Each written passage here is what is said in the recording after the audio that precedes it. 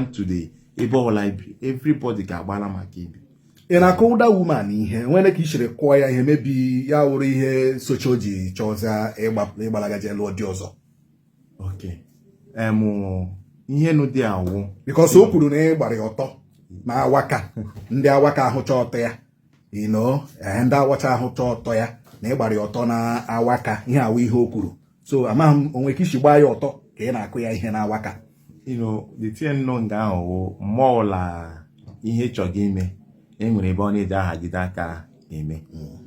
So ihe mere ha o yo onwe ya adịla nkwadobe ịpụ from the marriage. So ọ chọga ebe ọ ga-ejide aka pụọ from the marriage. Mere o ji ekwuga ihe. Nwere ka ishekọ ya ihe atọ. Enwekwa m shekọ ya ha atọ. Even mgbe o mere ma arrest, police si aje see picture of which o sere pictures. And even picture o sere, ndị police jogakwa ya si ya ele the particular place emere gị ha ka ịhụ ya. Okay. Ye rezie aka ya. So it's just bruises in ya n'aka as a fair person. Apart from that, nothing else. And the ihe butere ọgụ gịnị awụ gịnị? Ihe butere ọgụ mụ na ya abụọ ọgwụ na achọpụtara m ọwụhụ na achọpụtara na ahụrụ m ya na egidere m ya red-handed ha na the man. Nwere ike ịgwa m otu isi gide ya red-handed so that we let's know. 2023 on the 31st night 2023 abatara m n'ụlọ. That night by after 12 p.m. ahụhụ m ya. Then mechere ya agacha ebe ọ gara bata.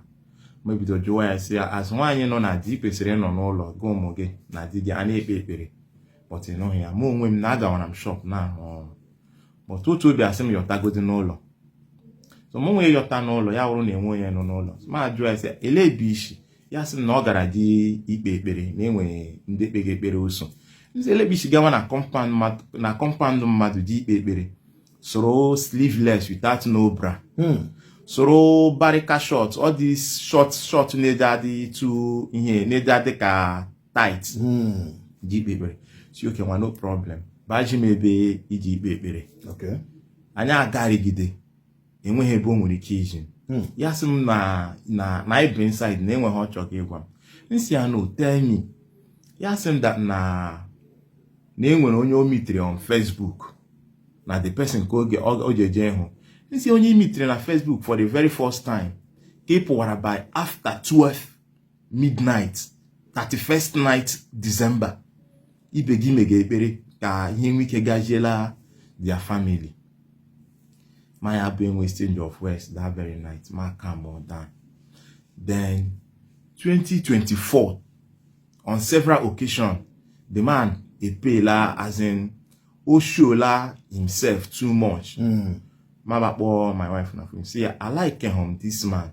If I thought this man would be calling you off phone every blessed day for more than 2 to 3 hours, wanted to help you, definitely I need to talk to him.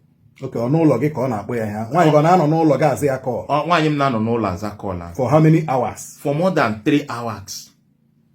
So, now say if I thought that this man really wants to help you, that means I need to talk to him. Enwe mgba my wife mere ma allow ịga through kama the man wike ekwu.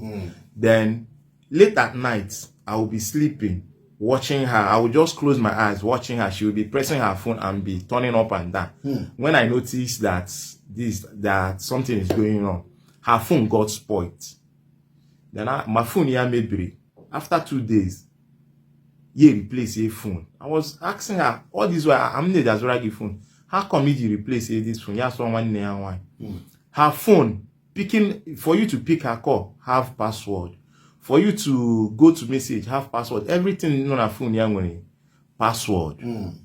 So okay, no problem. Then I was not comfortable with that man call because they caused abana tormenting me enough. I decided to call this man in question. Say, Ogaya, say, I know that you have good plans over us, but I will advise you to stop calling my wife. She's a married woman. For the second time, the man swear with his life that he see a berry, that she must get it, and that didn't feel name with him that she must take it away from me. Yes. The only thing was all this WhatsApp call. So I was not able to record it. And then, and when mom feel only when I'm not Ebere because Ebere that I know that she doesn't double date, that she doesn't cheat. So all those things, and when I'm no bina umunike ebiaba mewana.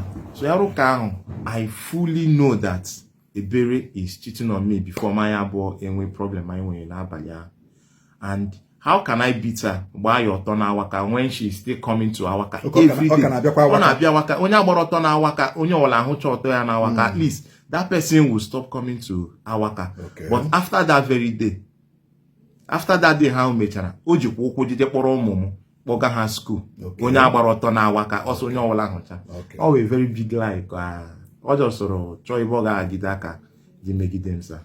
Ọ dị mma mgbe m jụrụ nwoke a n'ihi na anyị nụrụ na ọ na-arụ ụlọ ebere o nwere ụlọ ọrụ ga-ala ebere na awaka mana mgbe m jụrụ ya ọ sị na ọwụhụ na ihe awụ ụlọ second house ya because the man na onwe ya dị married already, you know, dị married, so ọ sị na ihe awụ second house ọ na-arụ so that enwegere ihe mere echi ọwụhụ ya na the first wife ejewezawa the other house azọ ebere ewerezie nka. Finally, ole ihe ị chọrọ n'okwu a? Ihe m chọrọ n'okwu a na-awụ nwaanyị nọ na di anaghị alụgharị di. And secondly, ihe m chọrọ ọwụ achọrọ m ụmụ m. Achọrọ m ụmụ m. Ịma ajụrụ m ebere ịkwụọla ụgwọ isi ya ọ sị mba lekwe na onye na-akwụghị ụgwọ ego mọrị ụmụ abụọ ọ sị na ọ wee enyi ka unu meke. Onwere ka isi gaa n'ụlọ ebere ha, onwere ka isi gaa were list, onwere ka isi mee ihe atọla. Yes. The very first day m gara jeje hụ uncle ya, agara m jeje declare my intention. Then the second time m gara, agara m with one of my chairman, ọkwa onye emekuku. Then I journalist for Inhishia. Then the uncle boldly tell me that onye di ime that the thing I get make now, what di ime now, iludula parents ya one, of which I mechakwara those things. I iludula ya one, gbapugara hegbe. Mecha the whole here. Then mgbe Ebere mụrụ nwa, then ma kpọkwa the uncle si na Ebere amụọ na nwa.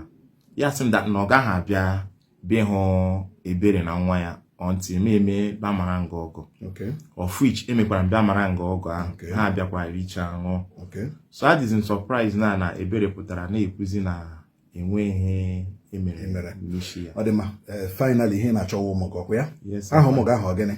Chimamanda Nnanna na Enyichukwu Nnanna. How many years ka ha dị? Amanda dị 9 years, Enyichukwu dị 5 years. Ọ dị mma biko ụmụnne m na-anụla ya nwanne anyị nwoke chọrọ ụmụ ya. Ọ bụrụ na Ebere chọrọ ịlụkwa di ya lụwa dịka o siri wee kwuo. Ya mere anyị na-arịọzi ndị ọ dị n'aka ka ha nwee ike mee ihe kwesịrị. But from here we're also going to assist to ensure that na enwere custody for those children. Ndị nke anyị na-anụ dịka o siri kwuo na-agbanwechala aha ha na-azazi aha onye ahụ Ebere chọrọ ịlụ. Ihe anyị na-eme ebe a human rights, we protect human rights, and onye ọbụla emegburu emegbu, you have the right to come here. Anyị na-atụkwa anya na Ebere ga-abịakwa ebe a jiri ọnụ ya gwakwa ụwa kpọmkwem ka ihe siri wee gbarakwụrụ. Ndewonu.